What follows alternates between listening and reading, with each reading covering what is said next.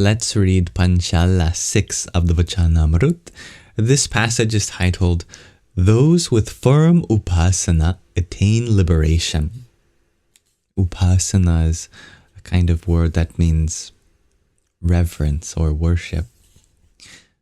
On the night of Phagun, Vadhi the 9th, Samvat 1877, or the 28th of March 1821, Shriji Maharaj was sitting on a large decorated cot that had been placed on a platform in Jhina Bhai's darbar in Panchālā.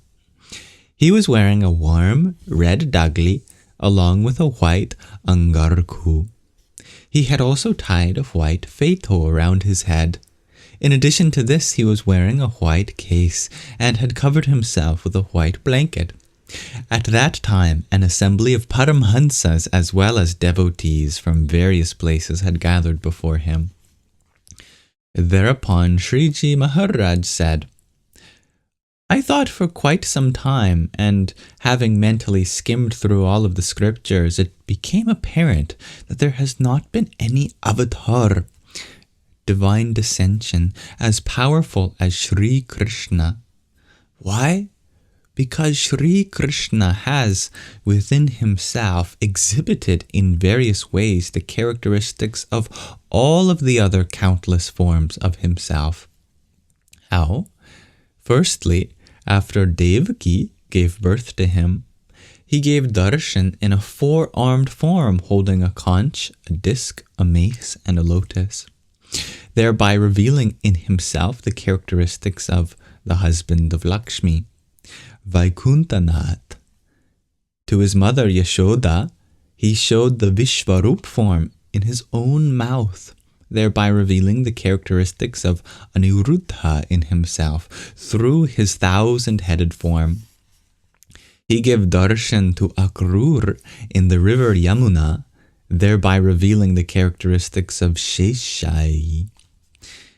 He showed the Vishvarup form to Arjun on the battlefield, as described in the 5th verse of the 11th chapter of the Bhagavad Gita, for example, where he says, Pashya me bhardrupani shatashotha sahasrarashaha, which means, O son of Pritha, Arjun, behold my hundreds and thousands of divine forms. As well as another verse which comes after some commentary. There he showed countless Brahmans, universes, and revealed the characteristics of Purushottam.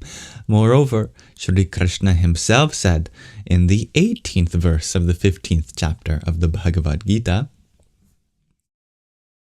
Yasmat ksharam atitoham Akshara-dapi chotamaha atosmi loke vede cha pratitaha Purushottam, which means, I transcend all that is perishable and am even greater than even the imperishable. Therefore, I am known in the Smritis and Vedas as Purushottam. Thereby, he revealed himself as Purushottam. Also, he himself was the Shri Krishna who resides in Golok with Radhika. When he went to receive the Brahmin's son, he gave darshan to Arjun as Bhumha Purush. It was Vasudev who resides in Shvedvip who himself assumed that avatar. Moreover, throughout the Mahabharata and the Srimad Bhagavat, Narayan has been referred to as that Shri Krishna himself.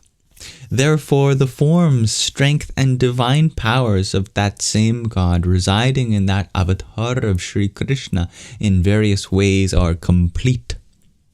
Thus, that avatar was very great. After all, other forms possessed a few divine powers, whereas he was replete with all divine powers. Therefore, there is no avatar like the avatar of Krishna. That avatar reigns as supreme.